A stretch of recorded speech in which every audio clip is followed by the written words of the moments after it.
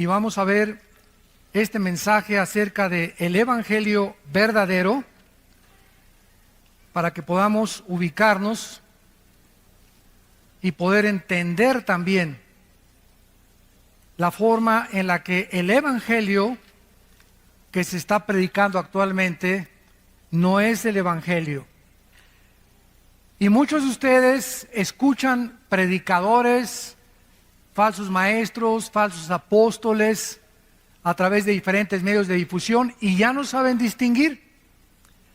Ya dentro del mismo cristianismo ya no se distingue si lo que se está predicando es el Evangelio o es el Evangelio adulterado o es el Evangelio que ya no proviene de las Sagradas Escrituras, sino de invenciones humanas. En esta carta a los Gálatas, el propósito del apóstol Pablo fue precisamente vindicar el Evangelio de la gracia de Dios. Si alguna persona en este momento preguntara cuál es la diferencia entre las religiones y el cristianismo, la diferencia es que las religiones predican un evangelio de obras o de esfuerzos humanos para la salvación. En otras palabras, todas las religiones son la salvación por medio de esfuerzos humanos. Y el cristianismo predica la salvación por la gracia de Dios. ¿Ya ven la diferencia?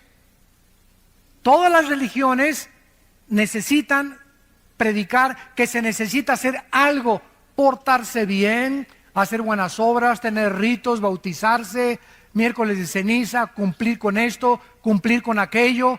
Y cuando venimos al Evangelio de la gracia de Dios, inmediatamente existe un shock, porque estamos acostumbrados a, no, yo tengo que hacer algo para poder salvarme. No es tan fácil la salvación. Necesito hacer algo para poder ser aceptado por Dios. En el tiempo de Pablo, en la carta a los Gálatas, comenzaron a infiltrarse maestros judaizantes que comenzaron a enseñar dos herejías. Una, que la persona era salva parcialmente por la fe, mas también se tenía que portar bien. Síganme con mucho cuidado. Que la persona soy salvo por la gracia, pero después de que soy salvo, necesito hacer buenas obras o mantener yo mi salvación, porque si no, pierdo mi salvación. Esto es un evangelio falso, porque el evangelio de la gracia es la salvación más nada. Hemos tenido a Cristo y de ahí en adelante las buenas obras no son para ganarnos el favor de Dios. No son para poder tratar de alcanzarlas, porque ya estamos salvados, ya hemos sido aceptados por Dios. Las buenas obras son el resultado, el fruto, el producto de que verdaderamente somos salvos. Porque la fe sin obras está muerta. Pero yo no puedo decir, es que si hago alguna obra mala o algún pecado después de que me convertí, puedo perder la salvación. Y en segundo lugar, la otra herejía que se enseñaba era que una persona creía parcialmente ser salva por la fe y también parcialmente por sus esfuerzos. En otras palabras, una persona tenía que creer en Cristo, pero también bautizarse, cumplir con la circuncisión, seguir el Shabbat o el sábado, las fiestas judías, membresía de alguna iglesia, o que necesita el bautismo del Espíritu Santo, o que necesita todas estas cosas, santos de Dios. Todas estas cosas estaban alterando, estaban completamente adulterando el Evangelio de la gracia de Dios. Qué triste es, ¿verdad?, que cuando tú recibes a Cristo, una persona te diga, pues es que te falta esto, o te falta aquello, o te falta este don para tener al Espíritu Santo. Qué triste, ¿verdad?, que pueda realmente la cristiandad crecer bajo esta atmósfera y no entender realmente qué es el Evangelio de la gracia de Dios. Por supuesto que este no era el Evangelio que Pablo había predicado. El verdadero Evangelio nos enseña que la salvación es únicamente por la fe, sin ninguna obra que se le pueda añadir, porque estamos completos en Cristo. Estamos completos en Cristo, dice Colosenses 2:10. No necesito ya nada más que crecer en la gracia. Después de que te conviertas, necesitas el desarrollo de tu crecimiento y se llama la santificación. Cuando nos convertimos fuimos justificados por la fe. Romanos 5:1. Dios te declara justo aunque no lo seas. Te acredita la justicia gracias al sacrificio de su Hijo en la cruz. Esto se llama la justificación. Número 2, ya que hemos sido justificados por la fe o salvados, viene la santificación. Dice 1 Pedro 1, sean santos porque yo soy santo. O sea, somos santos ante los ojos de Dios. Ahora dice Dios, vive con el carácter que es de Dios, que es la santidad. Ahora vive una vida diferente y apartada del pecado. Lucha contra el pecado, guerrea contra el pecado, porque vamos a vivir toda la vida hasta que Cristo venga en una guerra mortal contra el pecado. Entonces la justificación nos justifica y ante Dios no somos jamás culpables. Cristo murió por los pecados pasados, presentes y futuros. Y si alguien dice, bueno, si no pierdo la salvación o Cristo pagó por todos mis pecados, puedo vivir como yo quiera. Espérame tantito. Si una persona expresa eso, no es salva. Porque una persona que recibe a Cristo ha conocido la gracia, la misericordia de Dios, que nos constriñe y nos mueve a comenzar a seguir a Cristo y a tratar de vivir una vida diferente con el poder del Espíritu Santo. Y después de la santificación sigue la glorificación. Cuando Él venga, Efesios 1, 13 y 14, nuestro cuerpo será resucitado. 1 Juan, seremos como Él es cuando Él venga. Ya no habrá enfermedades, ya no habrá nada. Porque entonces seremos como Cristo es, con un cuerpo glorificado como Cristo es. No dioses, pero tendremos el cuerpo que Cristo tuvo cuando Él resucitó. Dice Efesios 1:3 que toda bendición espiritual nos ha sido dada, está en pasado. Hemos sido bendecidos con toda bendición espiritual en los lugares celestiales en Cristo.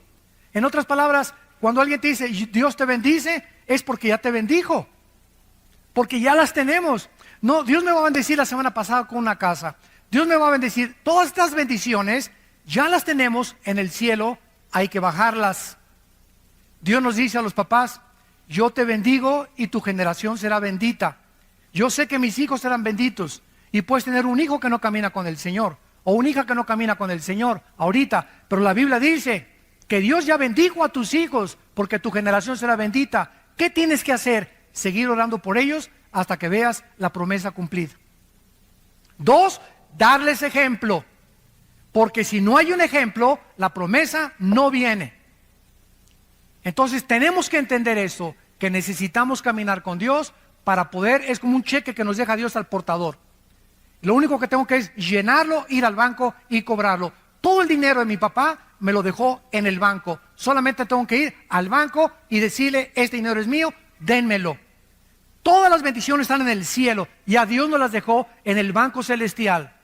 Ahora tenemos que bajarlas, pero está estipulado en el testamento que Cristo hizo, ¿verdad?, que estas bendiciones son apropiadas por medio de la fe. No se puede merecer la salvación, no se puede ganar la salvación. Somos salvados por la gracia y por el sacrificio de Jesucristo. Pablo visita en su primer viaje misionero a la iglesia de Galacia, Hechos capítulo 18, 22 y 23, y le fue prohibido por el Espíritu Santo predicar en Galacia. Era una región que se encuentra actualmente en el Asia Menor. Y esta carta a los Gálatas se considera teológicamente como la carta magna de la iglesia, porque Dios ha usado este mensaje para sacudir al mundo en varios o tal vez en casi todos los avivamientos del pasado. El gran despertamiento espiritual de la Reforma, cuando Martín Lutero leyó la carta a los Gálatas, incendió su corazón y entendió que la salvación es únicamente por la gracia de Dios. Cuando Juan Wesley, que creía que se perdía la salvación, leyó la carta a los Gálatas, pudo tener paz en su vida cuando escuchó un sermón basado en esta carta a los Gálatas. Vamos pues a comenzar a ver esta maravillosa carta y analizarla y darnos cuenta de qué forma el evangelio equivocado estaba infiltrando esta iglesia. Dice el versículo 6 al versículo 9. Capítulo 1 de Gálatas, del 6 al 9. Dice el apóstol Pablo: estoy maravillado, sorprendido, estaba asombrado Pablo, que tan pronto se hayan alejado, santos de Dios. Qué fácil es alejarnos de la gracia de Dios por la influencia de falsos maestros, cuando no tenemos la responsabilidad de discipularnos y estudiar la Biblia entre semana. Se sorprende Pablo que esta iglesia que fundó, así en cuanto se fue Pablo, entraron los lobos, rapaces, judaizantes a la iglesia a comenzar a adulterar, a agregarle algo a la obra perfecta de Cristo en la cruz. Estoy maravillado de que tan pronto se hayan alejado del que los llamó por la gracia de Cristo, para seguir un evangelio diferente, o sea, de otra clase. Pablo dice: esto no es lo que yo les prediqué. Ustedes están siguiendo otro camino equivocado. Este no es el evangelio de la gracia de Cristo. No que haya otro, dice Pablo, porque es el evangelio de Cristo, el de la gracia, sino que hay algunos que los perturban y quieren pervertir el evangelio de Cristo. Pero si aún nosotros, Pablo se considera a sí mismo que si él mismo el año que entra regresara y les predicara otra cosa que los que le predicó el antepasado, que no lo creyeran. Ni yo mismo puedo cambiar el evangelio de Cristo. El evangelio que les prediqué es el único que puede permanecer. Y si yo regreso a predicarles otro evangelio diferente del que les prediqué, yo mismo vengo a ser condenado por Dios. O si un ángel, dice Pablo, y llega un ángel en la noche y te sacude los pies y te dice: pues este es el evangelio, dice Dios esto y esto y el otro, y lo que te anuncia el ángel o el marciano o el extraterrestre o la aparición o el misticismo o lo que haya sido, cualquier cosa sobrenatural que contradiga el evangelio de la gracia de Cristo, es un perverso, es un falso profeta, es un falso maestro, es un falso apóstol. Así nacen las sectas. Los mormones, por ejemplo. ¿Qué es el mormonismo? Un hombre llamado en el siglo XIX, a fines del siglo XIX, José Smith. Se le apareció un ángel y dijo que se llamaba Moroni. El ángel le dijo: vete a un monte y vas a encontrar unas tablas escritas en egipcio cuneiforme. Traduce esas tablas y de ahí salió el libro famoso del Mormón. Pero el ángel también le dijo: ¿sabes qué, Pepino? Tu esposa no es la única, puedes tener 7, 8, 9 más. Bueno, imagínense ustedes, ¿verdad? Si yo llego mañana a la casa de ustedes y le digo a mi esposa: ¿qué crees? Se me apareció un ángel. Ah, sí, mi amor, ¿y qué te dijo? Que tú no eres la única. Ya no vuelvo a dormir en mi casa. Me dice mi esposa: qué bonito, ahora agarras tus maletas y ahí nos vemos. Pero sin embargo, ahí nació la poligamia también, y dentro del mormonismo existe también que todos somos dioses. No creen que Jesucristo es Dios, porque nació bajo una falsa aparición a un hombre. Hay otra secta, los Testigos de Jehová, fundada por un señor Russell. Otra que se llama, ¿verdad?, Elena de White, que fundó la iglesia sabática. Todas estas sectas han nacido de personas que han sido, escúchenme con mucho cuidado, han dicho que han sido iluminadas, que han tenido visiones, que han tenido esto, que han tenido aquello, pero lo que han visto y lo que han recibido no va de acuerdo a las Escrituras. Y el única brújula, la única filtro, el único parámetro que podemos tener es la Biblia para juzgar quién está bien y quién está mal. Ahora, por ejemplo, hay una enfermedad dentro del cuerpo de Cristo que se llama la apostolitis. Hay apóstoles ya por todos lados. ¿Cómo comenzó el apostolitis en el año 2001? Virgen del Socorro. Durante 2000 años de la iglesia, ni los padres de la iglesia, los mismos apóstoles en las cartas apostólicas, Gálatas, Efesios, Filipenses, Corintios, Romanos, en todas las cartas, nunca fue la intención de ellos de nombrar más apóstoles. Nombraron pastores, nombraron ancianos, nombraron diáconos, nombraron obispos. Cuando murieron los apóstoles, siguieron los padres de la iglesia, Orígenes, Policarpo, ninguno de ellos se consideró y consideraban el apostolado, si alguno se considera, lo considera una blasfemia.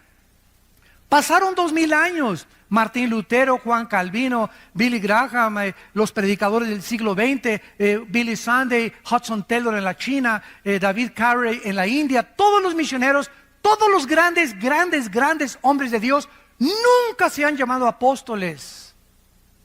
Pero en el 2001, una persona en California, un pastor, dijo que se acercó una profetisa, Virgen de la Macarena,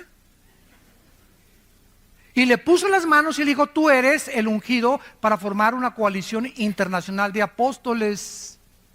Se fundó un club de apóstoles con $250 de cuota al mes. Y del 2001 para acá, quién sabe, ya todos son apóstoles ahorita. Y todos son autonombrados. Y consideran los que son apóstoles que tienen más autoridad que los pastores. Hay iglesias donde dicen: si en esta iglesia no hay apóstol, no es una iglesia de Cristo. Ni en el libro del Mormón, por el amor, socorro, existe eso. Ni siquiera en las sectas, las únicas sectas que se han atribuido el apostolado ha sido Roma y una secta que se llama La Luz del Mundo en Guadalajara. Son los únicos que han clamado la sucesión apostólica de Pedro. En el cristianismo jamás se vio eso. Los únicos apóstoles fueron los de Jesucristo. Ahora, hay una cosa que se llama apóstol y otra cosa que se llama apostolado, que son dos palabras diferentes. Apóstol significa enviado a una comisión especial. Apostolado es o alguien que lleva una comisión de parte de una iglesia, pero no el título del apóstol. Entonces, un misionero del siglo XXI que va a la India o que va a China o que los misioneros que tenemos nosotros sosteniendo por todos lados, están llevando un apostolado, una misión, pero ellos en sí mismos no se autonombran apóstoles, porque ese título le corresponde solo a los que están en Apocalipsis del capítulo 20, 21 y 22, y les corresponde a los apóstoles de Jesucristo, y sus nombres están en la Nueva Jerusalén. El otro día me encontré un apóstol y estaba así mirándome con los brazos así, y le presento el hermano al apóstol fulano de tal, y así me veía. ¿Y usted qué es? Le dije: yo soy un pobre siervo inútil, le dije. Es lo que soy, un siervo inútil. Usted no es apóstol. No, no soy apóstol. Soy un siervo de Dios, nada más. Inútiles. Y por su gracia somos salvos. Y le dije: ¿cómo se llama usted? Y me dice: Juan Camaney. Por decir algo. Por decir algo. Y le dije: oiga, espéreme tantito. Y me fui a Apocalipsis, a la Nueva Jerusalén. Le dije: oiga, ¿no está aquí su nombre? Aquí están los nombres de los apóstoles en los cimientos de la iglesia, y aquí no está usted. Póngale también 1 Juan Camaney 2:1 a la Biblia. Pero vuelvo a repetir, ya no se distingue. Ya los cristianos aceptan todo como si fuera verdad. Y ya es algo que ya cunde como una infección por todo el cuerpo de Cristo, y nadie protesta, nadie levanta la voz, nadie dice: la Biblia dice. Ya no se citan las Escrituras. Entonces se acepta como un hecho y comienza el cuerpo de Cristo a ser infectado con títulos, y todo esto lo único que hacen es ensoberbecer a las personas. Yo he entrado a casa de muchos amigos míos del ministerio y en su escritorio ya ponen en su escritorio apóstol fulano de tal, y le hacen a la gente que les llame apóstoles.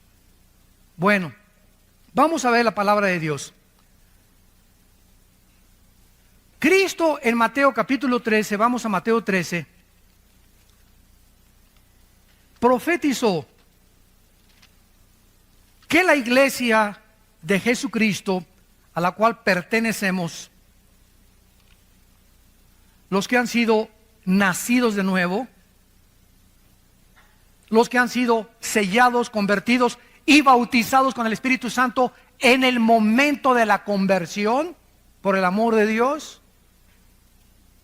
El bautismo del Espíritu Santo aparece en 1 Corintios 12, 13, en Romanos capítulo 6. Jamás en ninguna de las cartas apostólicas se le manda a nadie bautizarse con el Espíritu Santo. Eso no está ni en la Biblia de los mormones. El bautismo del Espíritu Santo es la operación a través de la cual el Espíritu Santo nos coloca, nos funde en el momento de Cristo, y cuando yo me convierto recibo todo el paquete: bautizado, sellado, nacido de nuevo, estoy completo en Cristo con todas las bendiciones espirituales. Ahora solamente me requiere crecer. No necesito nada más que crecer en Cristo. Nada más que crecer en Cristo. Ya la iglesia está dividida. Los que tienen el bautismo del Espíritu Santo, los que no lo tienen. Los que no lo tienen están a la mitad. Los que lo tienen están completos.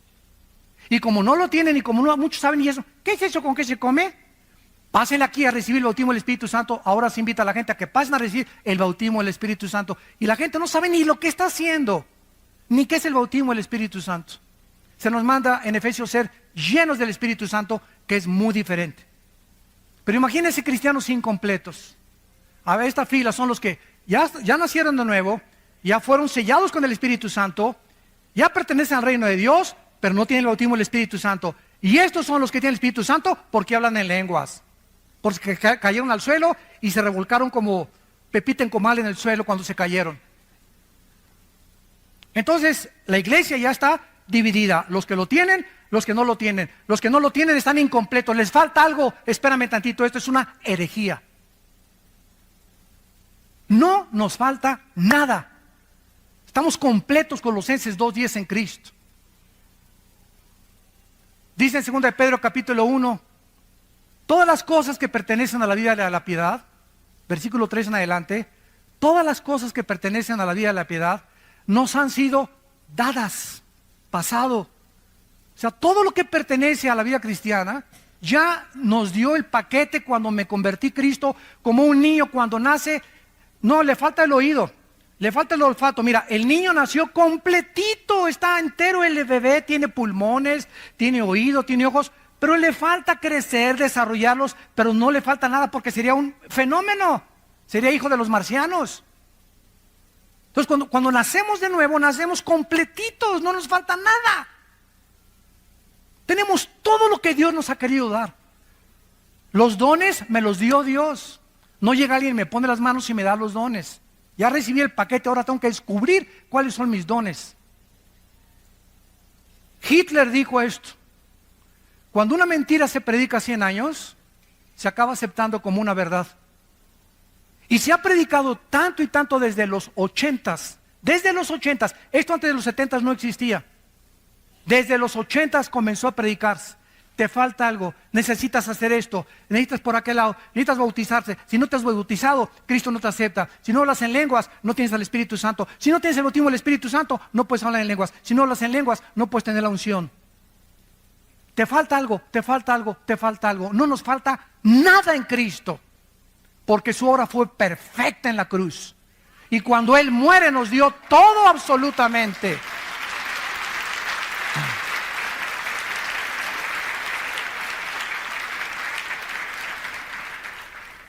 Cristo nos advierte en Mateo 13, versículo 24, le refirió otra parábola diciendo: el reino de los cielos es semejante a un hombre que salió y sembró buena semilla en su campo. Pero mientras dormían los hombres, vino su enemigo y sembró cizaña entre el trigo y se fue. Cuando salió la hierba y dio fruto, entonces apareció también la cizaña. Vinieron entonces los siervos del padre de familia y le dijeron: Señor, ¿no sembraste buena semilla en tu campo? ¿De dónde pues tienes cizaña? Él les dijo: un enemigo ha hecho esto. Escuchen, un enemigo ha hecho esto. Y los siervos le dijeron: ¿quieres pues que vayamos y la arranquemos? Él les dijo: no sea que arrancar la cizaña, arranquen también con ella el trigo. Dejen crecer juntamente lo uno y lo otro. ¿Hasta cuándo? Hasta la siega, hasta que Él regrese. Y al tiempo de la siega, yo diré a los segadores, o sea, en este caso serán los ángeles: recojan primero la cizaña, átenla en manojos para quemarla, pero recojan el trigo en mi granero. Y en el versículo 36 del mismo capítulo dice: despedida a la gente, entró Jesús en la casa, y acercándose a él sus discípulos le dijeron: explícanos la parábola de la cizaña y del campo. O sea, ¿qué nos quieres decir con que el enemigo llegó y sembró la cizaña? ¿Qué es todo esto? Respondiendo él les dijo: el que siembra la buena cizaña es el Hijo del Hombre. El campo es el mundo. La buena cizaña son los hijos del reino. La cizaña, ¿quiénes son? Los hijos del malo. El enemigo que la sembró es el diablo. La siega es el fin del siglo y los segadores son los ángeles. Cristo nos advierte que cuando su iglesia fuera inaugurada, desde hace 2000 años hasta que Él regrese, todas las iglesias, todas, esta vida nueva para el mundo, nazarenos, presbiterianos, bautistas, amistad cristiana, llámale como tú lo quieras, cualquier iglesia evangélica, cristiana, bíblica, tiene dos tipos de membresía, o de colaboradores o de asistentes. Unos son nacidos de nuevo, y en todas las iglesias hay hijos de Satanás.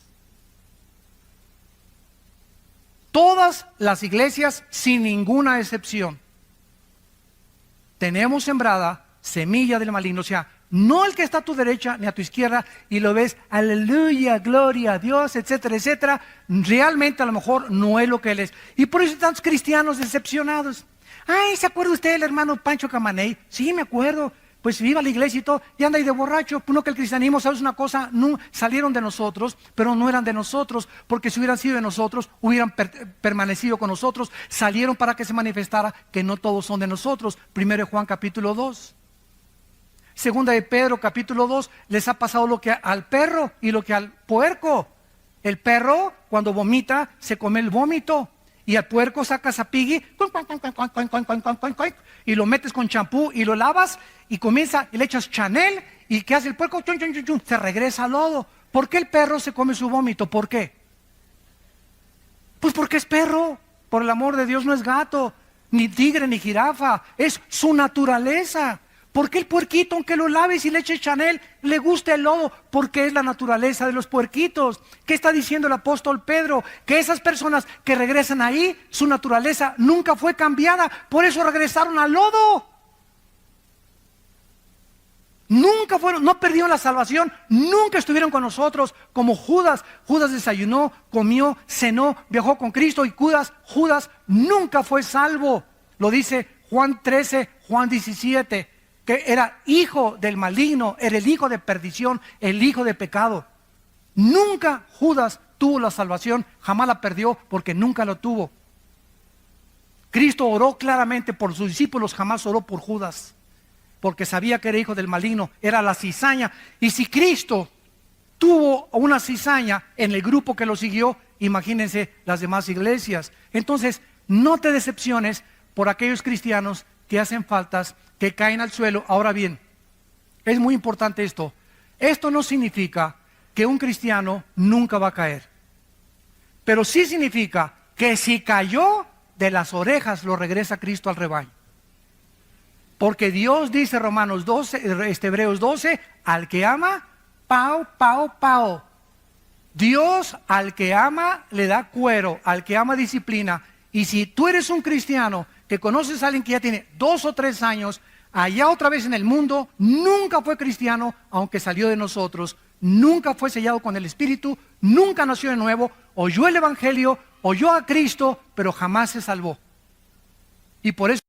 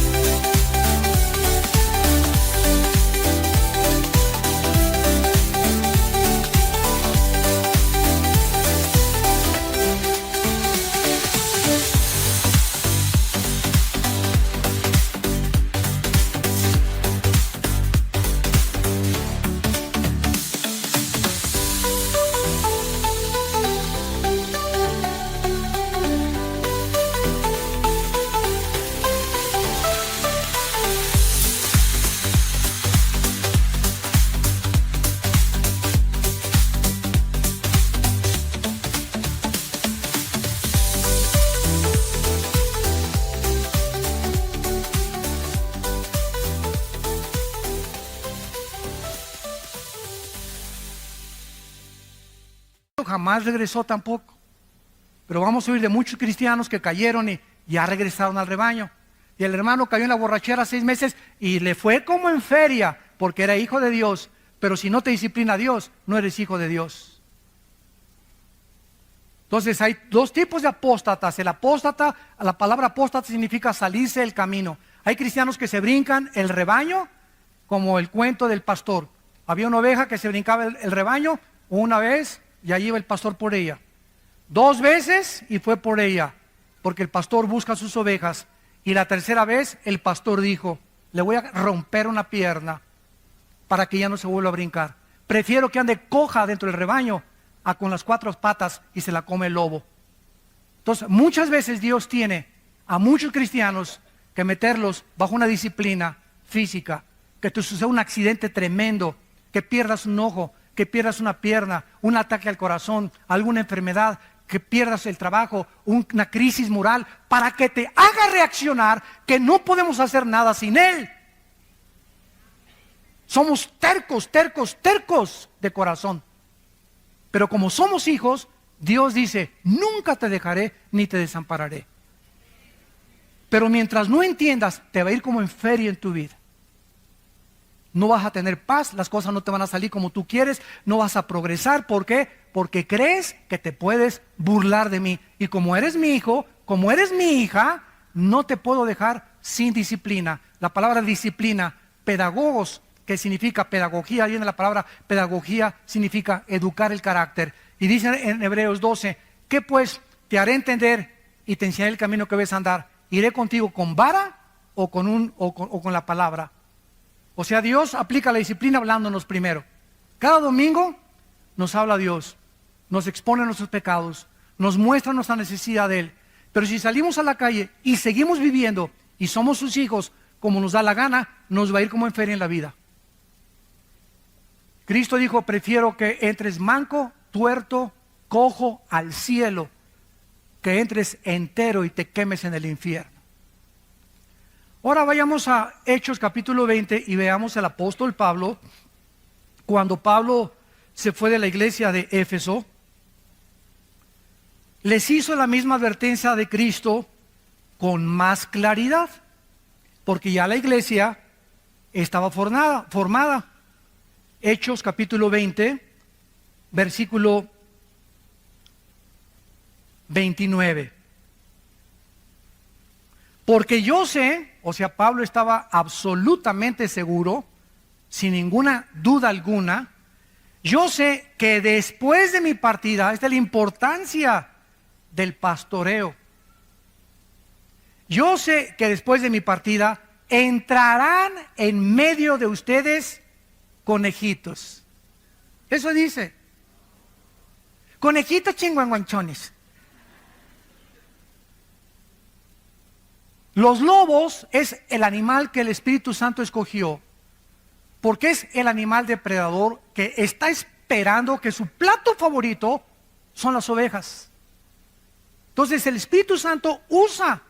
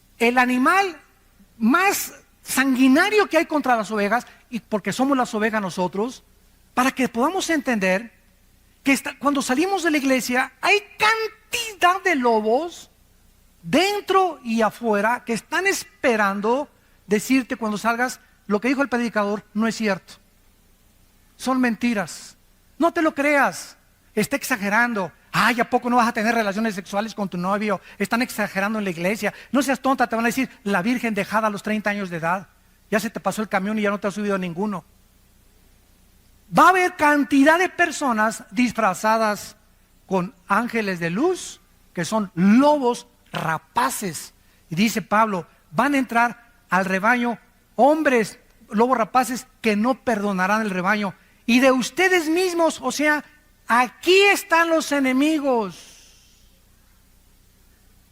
Los más grandes enemigos del cristianismo están mezclados con los verdaderos cristianos. Porque es la forma de hacer más daño al enemigo. Cuando el enemigo en la Segunda Guerra Mundial mandó personas a Rusia, cuando los alemanes mandaron espías a Rusia, o cuando Estados Unidos mandó espías a Alemania, iban disfrazados de alemanes, infiltrados en las filas de los nazis para que pudieran detectar lo que decían y transmitírselo a Estados Unidos. Los espías son las personas más preparadas de cualquier nación. Y así es exactamente en el mundo espiritual, es exactamente lo mismo. Van a entrar hombres perversos que hablen cosas perversas para arrastrar a los discípulos fuera del rebaño. Vamos a 1 de Pedro ahora, capítulo 2.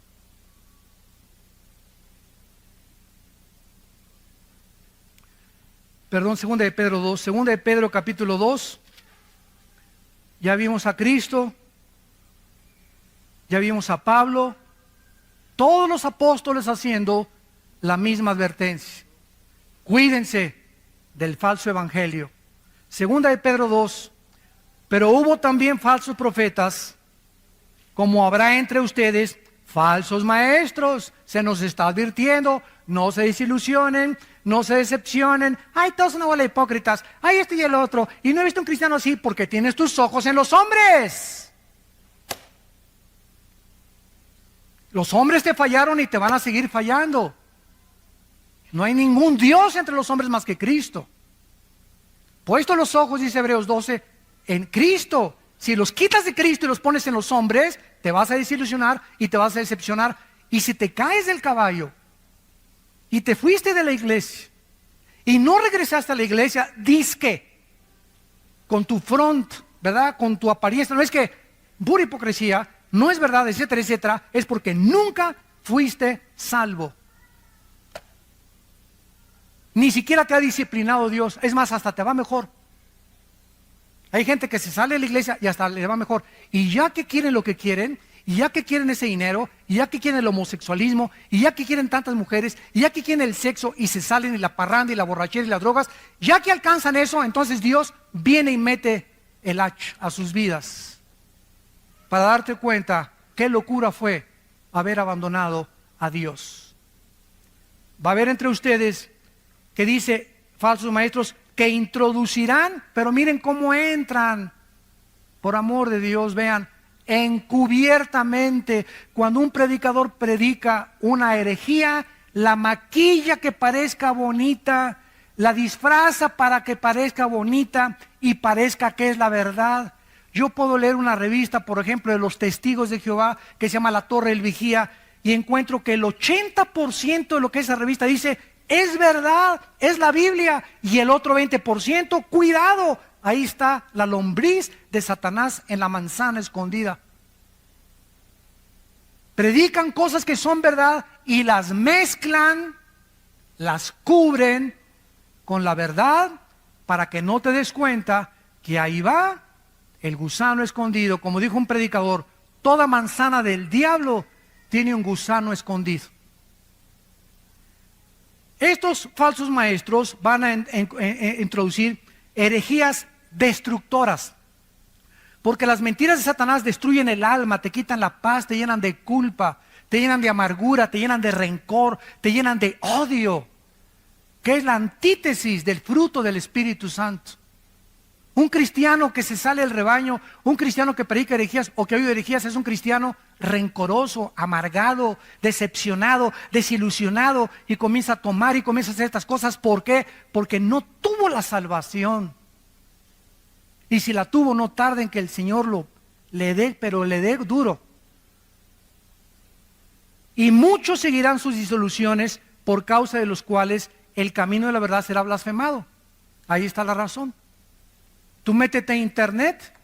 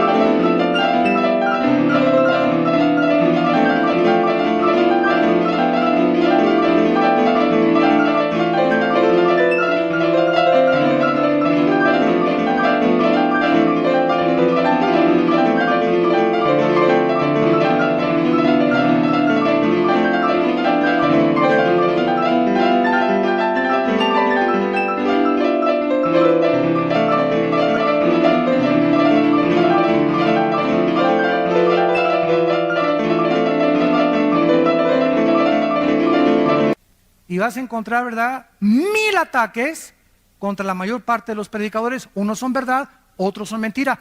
¿Tienes tú la capacidad de distinguir quién es quién? ¿Tienes tú la capacidad de juzgar que lo que se dice ese predicador es verdad? ¿O tienes la capacidad para juzgar que lo que se dice ese predicador es mentira, que son calumnias del infierno? Pero te metes a internet y comienzas a llenar tu mente de puro veneno y de pura cochinada, sin tener el discernimiento ni la madurez para juzgar. ¿Y qué pasa? Te decepcionas. Pues así está la iglesia, mira nomás este, y mira este y este y este, y te das cuenta, ¿verdad? ¿Por qué? Métete a la Biblia, por favor. No te metas al internet ni al YouTube, porque vas a encontrar puras calumnias. Vuelvo a repetir, unas son verdad, otras no son verdad. Pero si no eres maduro, te va a hacer mucho daño, porque te va a confundir y no vas a saber ni siquiera ya qué es verdad y qué es mentira. Será la vieja del otro día. Y miren lo que dice el versículo 3. Y por avaricia Esto ha entrado, ¿verdad? Tremendamente. Por avaricia harán mercadería de vosotros con palabras fingidas. Les vendo un pañuelo ungido con aceite de Jerusalén. Y a mí, ¿qué me importa que sea de Zapotlán, Los Altos, o de Xonacatlán, o del río Lerma, o de Jerusalén? El aceite del Antiguo Testamento era un símbolo del Espíritu Santo. El aceite de Jerusalén no es mágico, ni es una cosa que me va a hechizar. Es aceite de Jerusalén, y el aceite de olivo es igual ahorita, porque ya no tiene ningún significado en el Nuevo Testamento. Voy a ungir mi casa con aceite. ¿De dónde sacaste esto? Ni en el libro del Mormón existe eso. Me voy a ungir aquí para que pueda. La unción es del Santo, 1 Juan 2, y ya la tenemos. La unción es el Espíritu Santo. Ya no hay aceite que nos unja. El aceite fue usado en el Antiguo Testamento por los sacerdotes para ungir a los sacerdotes, para ungir el mobiliario del tabernáculo, y dejó ya de tener ese simbolismo. Ya en el Nuevo Testamento tiene otro. La única vez que se usa es Santiago, donde dice que los líderes de la iglesia unjan con aceite a los enfermos. Los líderes, los pastores de una iglesia, nada más. No dicen que unjas a tu perro, ni tu casa, ni tu baño, ni tu excusado tampoco. Entonces, ¿de dónde hemos sacado tantas cosas? Le vendo un pañuelo ungido. ¿Ungido por quién? Es que un pastor oró y ahí tiene la unción. Ahí está su mano en el pañuelo, y lo pone usted en el cojín y se le va a quitar el dolor de cabeza, hermano. ¿Saben ustedes, santos de Dios, cómo se llama esto? Esto se llama hechicería. Quiero decirles algo. La iglesia que estamos estudiando, la iglesia de Galacia, era una iglesia, lo vamos a ver, hechizada. Habían entrado poderes de demonios a esa iglesia, y a los que son la cizaña comenzaron a infectarlos para contagiar a las ovejas sanas. Los que tenían el ébola corrieron para infectar a los sanos. Los sidosos querían infectar a los que no tienen sida, porque el malo no se conforma con la maldad, quiere contagiar a los demás y quiere propagar su maldad a los demás. Esa es la naturaleza autodestructiva del ser humano. Ahora, dice la Biblia claramente, ¿verdad?, que entonces hay una mezcla en la iglesia de cizaña con trigo. Pablo, Pedro, todos, y Pablo estaba maravillado. Regresamos a Gálatas capítulo 1, y se sorprendió Pablo de que rápidamente se habían alejado del evangelio de Cristo. Se estaban volviendo a otro evangelio diferente. Querían perturbar a los cristianos, quitarles la paz, agitarlos para corromper. La palabra pervertir significa corromper, echar a perder el evangelio de la gracia de Dios. ¿Y de qué manera Pablo condena a estos falsos maestros? Versículo 8 y 9. Mas si nosotros somos un ángel del cielo, les anuncia otro evangelio diferente del que les hemos anunciado esta mañana. Tienes que haber aprendido, para yo sentirme satisfecho, que te he comunicado la verdad, de saber que cuando tú recibes a Cristo, recibiste todo el paquete completo. Por gracia, no hay nada después de Cristo ni antes de Cristo que hayamos ganado o que no lo hayamos merecido. Todo es por la gracia de Dios. Cuando recibo a Cristo, nazco de nuevo, me convierto, mi naturaleza es cambiada, tengo la naturaleza antigua, la naturaleza divina ahora de Cristo dentro de mí. Ahora soy bautizado con el Espíritu Santo, 1 Corintios 12, 13, por el Espíritu fuimos todos bautizados, y a todos se nos dio el mismo Espíritu. Romanos capítulo 12, que no sabéis que los que han sido bautizados en Cristo han sido bautizados en su muerte. ¿A qué bautismo se refiere? Romanos 6, del 1.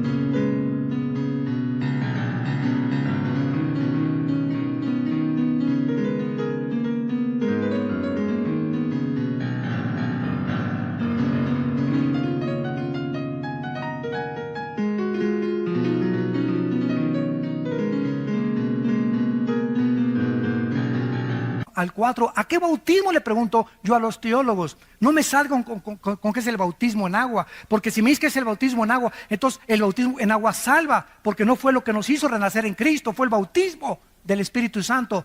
Y Efesios lo confirma: una fe, un bautismo. Y no se refiere al bautismo en agua, porque hay muchos cristianos que van a morir sin haber sido bautizados, pasaron de panzazo y van a entrar al cielo. El bautismo solamente es una confirmación pública de algo que te sucedió internamente. Pero la Biblia habla de una sola fe, un solo bautismo. Y ese único bautismo es el bautismo con el Espíritu. Nos colocó, nos fundió, nos amalgamó, nos hizo uno con el cuerpo de Cristo. Entonces tú entiendes eso. Cualquiera que llegue y te diga, necesita hablar en lenguas, necesita el bautismo del Espíritu Santo, necesitas guardar el sábado, necesitas guardar las fiestas judías, necesitas disfrazarte de judío, necesitas aprender hebreo. Cualquier persona que llegue con estas guacas, tú puedes claramente decirle: ¿sabes una cosa? Necesito crecer nada más en Cristo. Todas las demás cosas me han sido dadas por su divino poder, mediante el conocimiento de aquel que nos llamó, de su gracia y de su suficiencia. Dice Pablo: cualquier persona que trate de predicarles otro evangelio, versículo 9, sea anatema. Esta es una de las condenaciones más grandes que existen en la Biblia. Es una de las más solemnes advertencias en todo el Nuevo Testamento. ¿A quién se le da esta maldición? A los falsos maestros. ¿Por qué? Porque están engañando a millones de personas, conduciendo a miles de personas al infierno, sacándolas del camino verdadero de Cristo. ¿Y saben ustedes cuáles son los motivos de la mayor parte de estos falsos maestros? El dinero, la fama, el poder, la autoexaltación, tener miles de personas. Y ahora creemos que la persona tiene una iglesia de 20,000 personas, o se juntan 40,000 personas con una persona, es una iglesia con éxito. Ahora medimos el éxito por la cantidad de personas y no por la calidad del carácter de las ovejas de esa iglesia, que es una grande diferencia. Cuando lleguemos al cielo no me va a decir Dios: a ver, Armando, ¿cuántas almas, Señor? Estoy en los récords Guinness, más 25 millones de almas gané. Hice 50,000 iglesias, Señor. Mi iglesia tenía 10 servicios, gracias a Dios. Qué bueno, muchachito. Nada de eso es malo, ¿verdad? Bueno, muchachito, está bueno, muchachito. Pero ¿sabes una cosa? Pero tengo contra ti que has perdido tu primer amor. Hiciste muchas obras, muy buenas obras, pero solo una pregunta nos hará Jesús al entrar al cielo. Nunca nos va a preguntar las buenas obras que hicimos, porque las buenas obras que hicimos, o todo lo que alcanzamos y el éxito que logramos y doctorados y todo, estuvo bien, o sea, no estuvo mal, pero eso no es lo principal. Cristo me va a preguntar, al llegar al cielo, ¿cuánto del carácter de Cristo tienes? Dios nos va a preguntar, ¿cuánto del carácter de mi Hijo Jesús tienes? ¿Fuiste manso y humilde de corazón? ¿A quién amaste? Ni a tu perro amaste. ¿Amaste a alguna mujer en tu vida sacrificialmente? ¿Amaste a algún hombre sacrificialmente? ¿Amaste a tus padres sacrificialmente? Hayan sido lo que hayan sido tus padres, el jefe del cartel de no sé dónde, tu mamá la prostituta de Sinaloa, lo como les llames, no importa lo que tus padres han sido, nunca juzgues a tus padres, hónralos, ámalos y ora por ellos y respétalos para que te vaya bien en la vida. Si tuviéramos lenguas, si tuviéramos dones, 1 Corintios 13, si tuviéramos todo el conocimiento, ¿se acuerdan? Si tuviéramos toda la teología y no tenemos amor, ¿qué cosa? ¿Qué es lo que va a valer cuando lleguemos al mundo? ¿Cuánto del amor de Cristo manifestamos a la humanidad? ¿A cuántos bendeciste? ¿A cuántos abrazaste? ¿A cuántos niños en el orfanatorio fuiste a ver? ¿A cuántas en el asilo para ancianos? ¿A cuántos presos en la cárcel fuiste con ellos? ¿A cuántos de tus hijos les diste buen ejemplo? Aunque tu esposa no te ha llamado, tú la amaste. Aunque tu esposa no te ha llamado, tú lo amaste. Ese es el amor de Cristo que nos manda la Biblia a tener. Ese es un cristiano. El que ama sin pedir nada a cambio. El que no juzga, el que no condena. Si quieres ver días buenos, guarda tu lengua de hablar el mal y de juzgar a nadie, para que te vaya bien en la vida. Dice en 1 Timoteo 3:6, para que termine.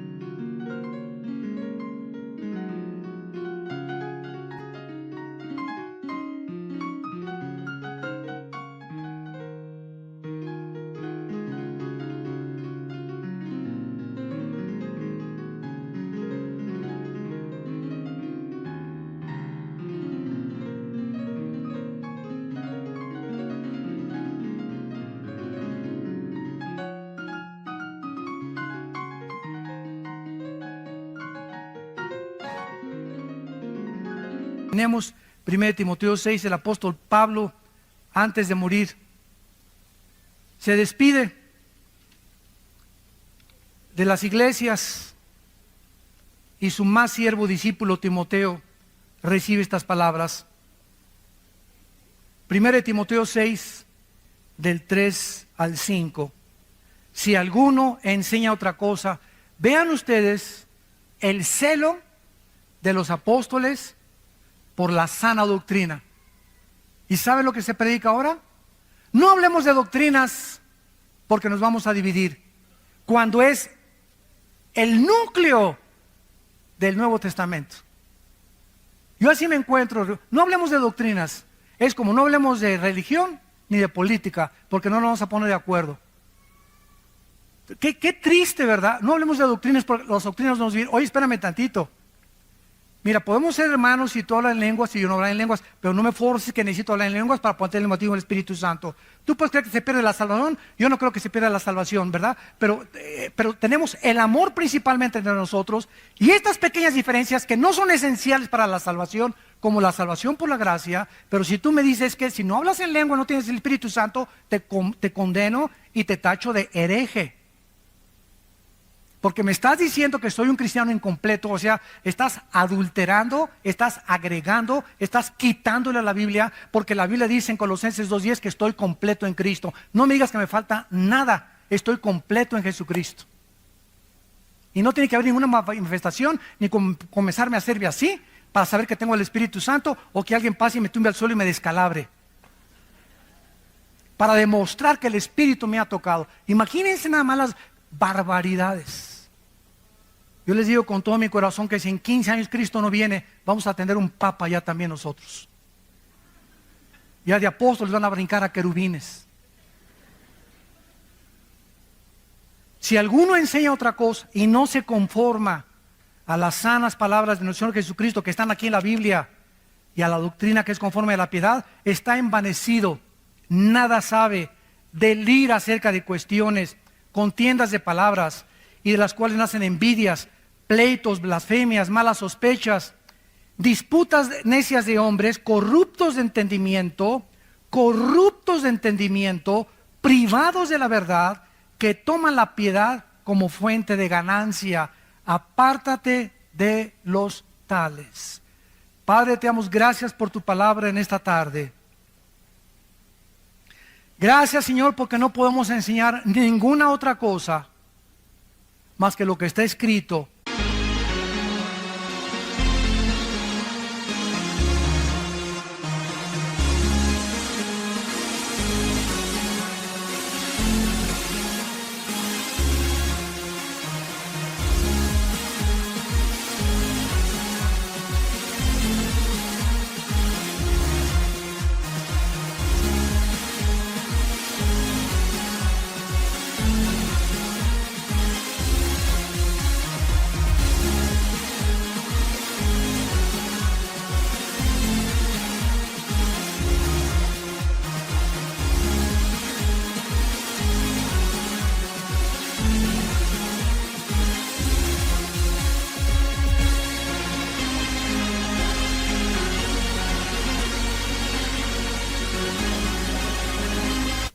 en tu palabra. Te damos gracias porque en el momento en que pusimos nuestra fe en la obra perfecta, eterna, incomparable de Cristo en la cruz, tú nos has recibido mediante la fe para ser adoptados como tus hijos y como tus hijas. Y como tales, todo lo que está en tu palacio nos pertenece. Pero no nos los puedes dar, porque a un niño no se le puede dar una motocicleta hasta que crezca, ni un carro. Entonces, mientras vamos creciendo espiritualmente, en obediencia a tu palabra, nos irás bendiciendo poco a poco, a poco a poco, porque la bendición viene acompañada de la obediencia a los mandamientos de Dios. Gracias porque estamos completos en Cristo y no nos falta nada, nada más que crecer en la gracia y el conocimiento de Cristo. Gracias, Señor, porque hemos sido ya bendecidos con toda bendición espiritual. Gracias porque por la gracia, por ese favor inmerecido, podemos ir al cielo sin ninguna obra que le podamos agregar, porque llegaremos y nos quitaremos las coronas. Ni siquiera nos sentiremos merecedores de las coronas que nos vas a dar, porque todo ha sido por tu gracia y tu misericordia.